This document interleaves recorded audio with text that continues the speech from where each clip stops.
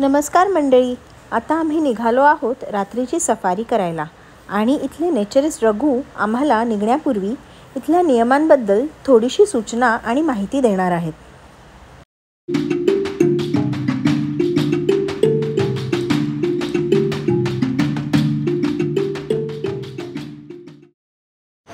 Hello, नमस्कार.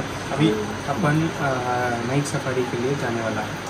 Knight safari open jeep में buffer area में जाने वाला है. क्योंकि सनसेट के बाद फॉरेस्ट के अंदर किसी को अलाउड नहीं है. हम फॉरेस्ट के एज, उसको बोलते हैं बफर एरिया, वो एज में ही हम जाने वाला है प्रॉपर रास्ता में. ये बफर प्रोटेक्टेड एरिया ये सब एनिमल्स के लिए नहीं है, सिर्फ हमारे लिए. वो एनिमल हर जगह पे जिधर भी फॉरेस्ट है उधर घूमता है.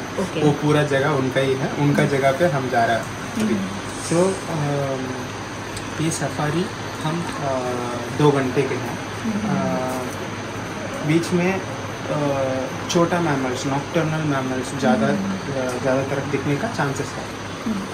बड़े मैमल में गौर दिख सकता है, डियर्स दिख सकता है, कभी कभी लेपर्ड दिख सकता है.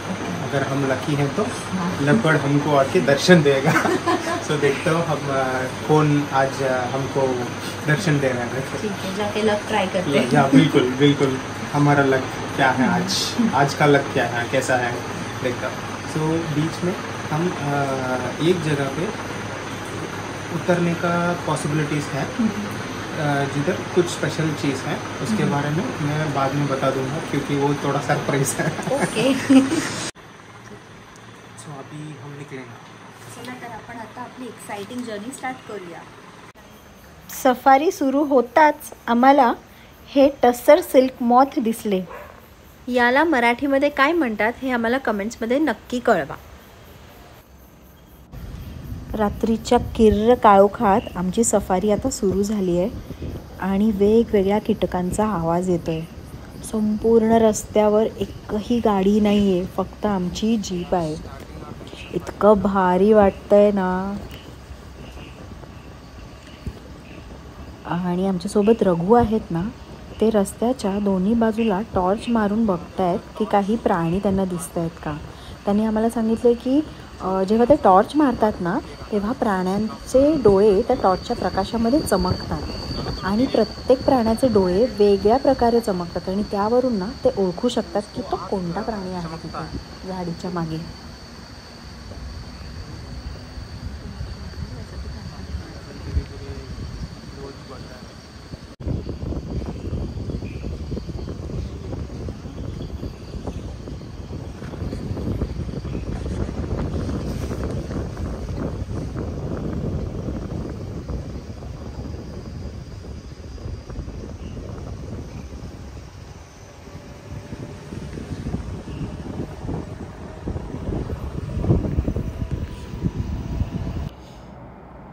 ह्या पाचोळ्यामध्ये बघा विंचू दिसत आहेत चालताना. थांबा, आता ना ह्याच्यावर UV लाईट मारून दाखवतील. हो हो हो, काय भारी दिसत आहेत. एकदम रेडियम सारखे चमकत आहेत. पण हे फार विषारी असतात. हा, This is a full grown space.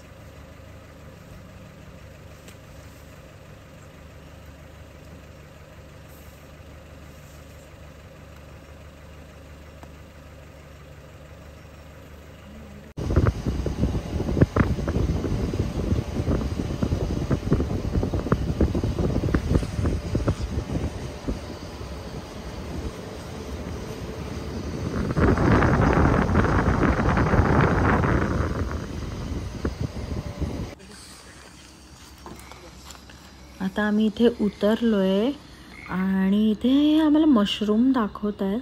आणि या मशरूममध्ये ना एक विशिष्ट गोष्ट आहे. हे बघा, इथून धूर येताना दिसतंय तुम्हाला. आम्ही आधी पण मशरूम पाहिले होते, पण हे एवढं निरीक्षण आम्ही कधी केलं नव्हतं मशरूमचं. तर ह्यामधून हा जो धूर निघतो आहे ना, त्यातून हे जे फंगस आहे त्याचे सीड्स बाहेर उत्पन्न होतात आणि ते वाऱ्याने दुसऱ्या झाडांवर जातात आणि तिथे पण मग नवीन मशरूमची उत्पत्ती होते.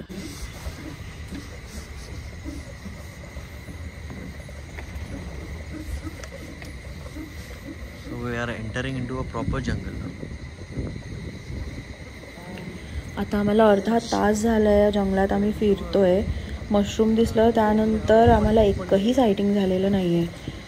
पण आम्हाला यांनी सांगितलं आहे की जोपर्यंत गाडी रिसॉर्टच्या गेटमध्ये परत जात नाही तोपर्यंत लास्ट मोमेंटपर्यंत अजिबात होप सोडायचे नाही. कधीही काही सायटिंग होऊ शकते लक असेल तर.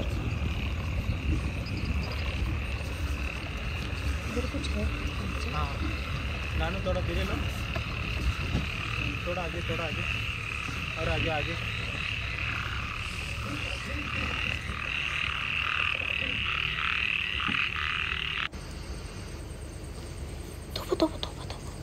रॉन तो कोल्हा आहे तिथे. सॉलिड यार. तो आणखी एक आला जोडी आहे, धावत आहेत ते.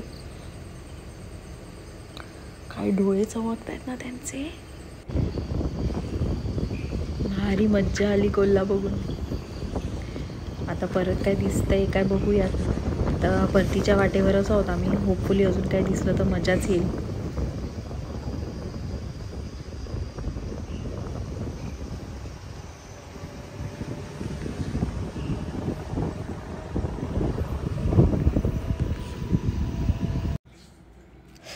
तो समोर गौरेडा आहे चक्क.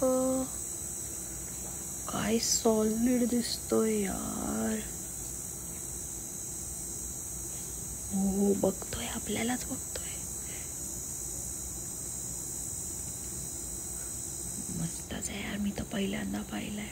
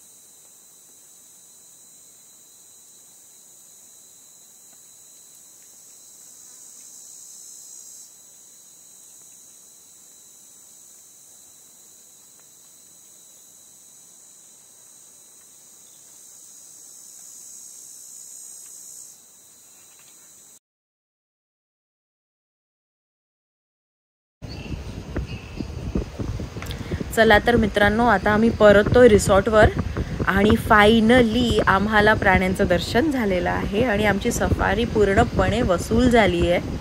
भेटूया आता उद्या सकाळी. Bye bye, good night, Shaba खैर.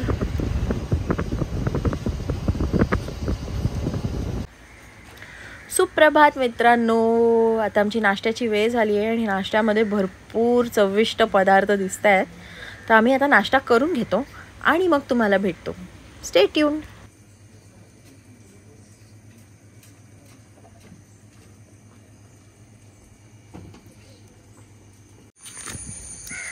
गुड मॉर्निंग मित्रांनो. आता सकाळ झाली आणि आमचा चेकआउटचा टाईम झाला आहे आणि आम्ही आता इथे छोटंसं प्लांटेशन टूर करणार आहोत. माझ्यासोबत भक्ती आहेत जे इथे नेचरिस्ट आहेत. ते आपल्याला थोडी माहिती देणार आहेत सगळ्या प्लांट्सबद्दल. चला तर सोबत. तुम्हाला या गावचं नाव माहीत आहे का? सुरला. हो, इथे तांबडी सुरला म्हणतात. तांबडी म्हणजे रेड आणि सुरला म्हणजे प्लॅटो. इथे ती माती आहे ना ती लाल करायची, म्हणजे त्याच्यात खूप मिनरल्स असतात. त्यामुळे इथे आपण खूपशी झाडं मिक्स प्लांटेशन करतो. प्लांटेशन टूरमध्ये भक्तीने आम्हाला सगळ्या वेगवेगळ्या झाडांची खूप डिटेलमध्ये माहिती दिली. बरीचशी झाडं जी आपण आपल्या आजूबाजूला पाहतो पण त्यामध्ये किती औषधी गुणधर्म आहेत ते आम्हाला समजले.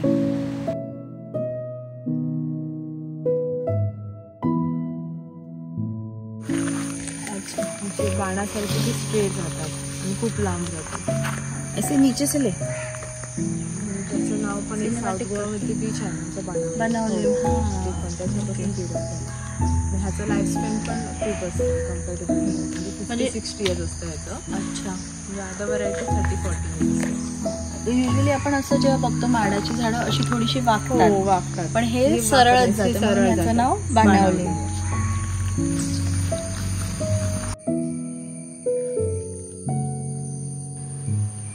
मला एक गोष्ट इथे आवर्जून सांगावीशी वाटते की नेचर्स नेस्टमध्ये काम करणारे जेवढे नेचरिस्ट आहेत ना, ते खूप एज्युकेटेड आहेत आणि त्यांना इथल्या निसर्गाबद्दलचं ज्ञान जे आहे ते खरंच वाखाणण्याजोगं आहे.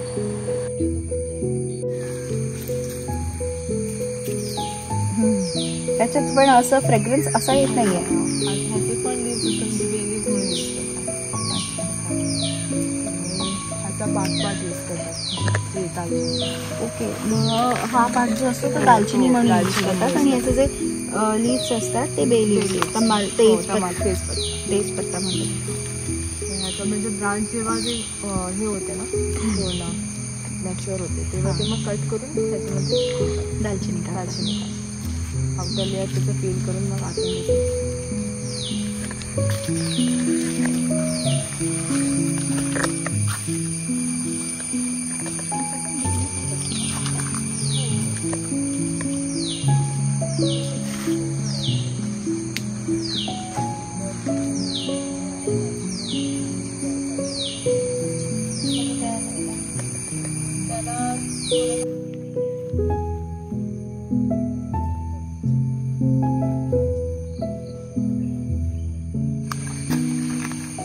गवतीच्या नाही मग काय सगळे आन्सर्स चुकतात माझे. हे सिट्रोनल आहे, मॉस्किटो रिपेलंट असतं ना, ओडोमॉस मध्ये पण यूज होतो. ह्याला असंच रॉ पण यूज करू शकतो का? म्हणजे असं ठेवू शकतो. तुम्ही जर निसर्गप्रेमी असाल तर या जागेला नक्की भेट द्या आणि इथल्या नेचर ॲक्टिव्हिटीजचा उपभोग घ्या.